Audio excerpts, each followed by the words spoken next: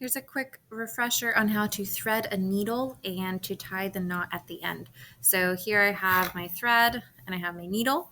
I am using embroidery floss because I'm doing my sample right now and I want it to be really thick so that you can see it really well.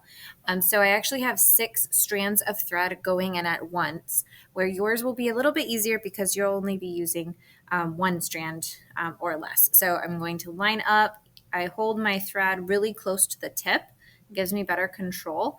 I have also used a little bit of water on my finger to make my tip a little bit more flat.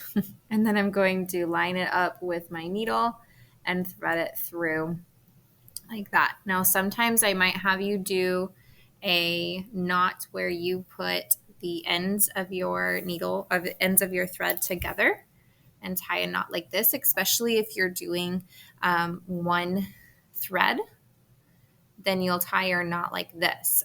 So I'll show you, but I'm not going to do it all the way because I'm going to do it slightly different with my embroidery floss.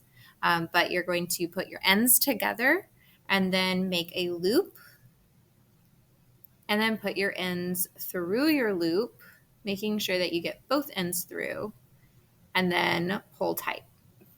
And then you're going to want to do that 2 or 3 times, depending on your fabric and how thick of a knot you need to have. Now, I'm going to do mine just slightly different because with embroidery floss, I don't need to be too thick, like 2 strands thick, because I already have 6 strands at once. So I'm going to go here, make my knot, or make my loop, and then pull my thread through to make my knot.